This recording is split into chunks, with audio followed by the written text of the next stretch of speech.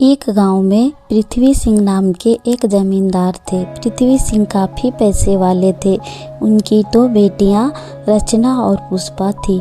पुष्पा का जन्म के समय उनकी पत्नी का स्वर्गवास हो चुका था, इसलिए वे पुष्पा को ज़्यादा प्यार नहीं करते थे। रचना को वो बहुत प्यार करते थे। रचना को भी इस बात का बहुत घमंड था। वह भी अपनी बहन पुष्पा से नफरत करती थी। रचना के लिए बढ़िया से बढ़िया पकवान बनाए जाते थे। पुष्पा को उसका बचा हुआ भोजन मिलता, कभी वह नहीं बचता तो वह भूखे भी सो जाती थी। धीरे धीरे समय बीता, दोनों बेटियां बड़ी हो गई। पुष्पा सुबह जल्दी उठकर स्नान आदि करके घर के आंगन में लगी तुलसी की बड़े मन से पूजा करती। उसके बाद मंदिर जाती। वहां से आने के बाद सारे घर का काम करती।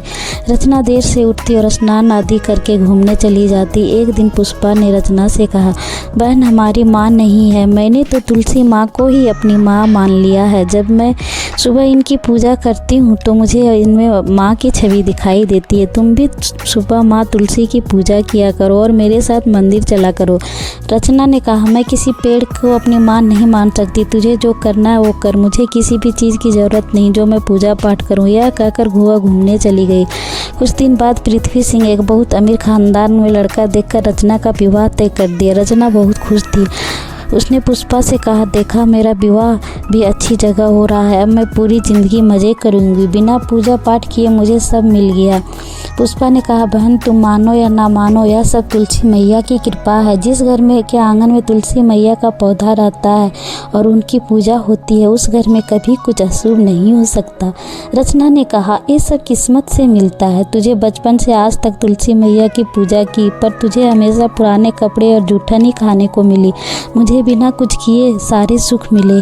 पुष्पा ने कहा, बहन इतना घमंड करना ठीक नहीं। अब तुम इस घर से विदा होने वाली हो। एक बार तुलसी मैया का आशीर्वाद लेकर अपनी ससुराल जाना, वहाँ भी तुम्हें कोई कष्ट नहीं होगा। तभी पीछे से पृथ्वी सिंह की आवाज़ आई, तू अपनी चिंता कर, रचना को कोई कष्ट नहीं हो सकता, क्योंकि उसके लिए मैंने ऊंचा खानदान देखा है और खूब दान दहेज देकर उसे विदा करूँगा।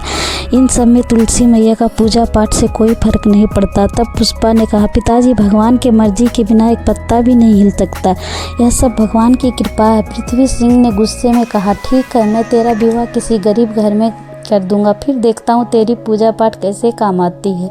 पृथ्वी सिंह ने रचना की शादी के बाद पुष्पा की शादी एक लकड़हारे से कर दी और कुछ भी दान दहेज नहीं दिया। पुष्पा खुशी खुशी अपने पति के साथ उसकी छोटी सी झोपड़ी में रहने लगी। वहाँ आंगन में तुलसी मैया का पौधा लगाकर उनकी पूजा करने लगी। कुछ दिन के बाद बरसात के मौसम शुरू हो गए। ऐसे में लकड़ी काटने का काम नहीं मिल पा रहा था। पुष्पा के घर में काफ़ी परेशानी होने लगी। एक दिन अपने पति के साथ मंदिर गई, वहाँ पूजा कर रहे थे। तभी उन्हें एक सेठ जी मिले। सेठ जी उन्हें जानते थे। उन्होंने कहा, तुम मेरे साथ चलो, मेरी लकड़ी का व्यापार है जिसे संभालने वाला कोई नहीं, तुम मेरा व्यापार संभाल लो। पुष्पा के पति ने उनका व्यापार संभाल लिया। व्यापार में काफ़ी मुनाफा होने लगा, जिससे पुष्पा और उसके पति के दिन बदल गए। उन्होंने काफ़ी बड़ा मकान बना लिया, वे बहुत अमीर हो गए। एक दिन पुष्पा मंदिर से वापस आ रही थी, तब उसने देखा एक पेड़ के नीचे रचना बैठी रो रही है। पुष्पा ने उसे चुप कराया और रोने का कारण पूछा। तब रचना ने बताया, मेरे पति बहुत बीमार है, उनकी बीमारी में सारा पैसा खर्च हो गया, हम गरीब हो गए, अब उनके इलाज के लिए मेरे पास पैसे नहीं है। उधर पिताजी का व्यापार भी बंद हो गया, मुझे अपनी करनी पर बहुत पछतावा हो रहा। मैंने ज़िंदगी भर तुलसी मैया को बुरा भला कहती रही, इसी कारण मेरा यह हाल हुआ।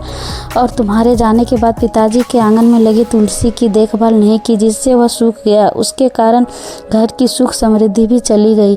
तब पुष्पा रचना को अपने घर ले गई, उसे काफ़ी धन दिया। रचना ने उसके अपने पति का इलाज करवाया। कुछ दिन के बाद पुष्पा अपने पिता के घर गई। पुष्पा ने के पति पृथ्वी सिंह के व्यापार में पैसा लगाकर उसे फिर से पहले जैसा कर दिया। पृथ्वी सिंह अपने किए पर बहुत पछता रहा था। सब मिलकर आंगन में माँ तुलसी का पौधा लगाया और नियम से पूजा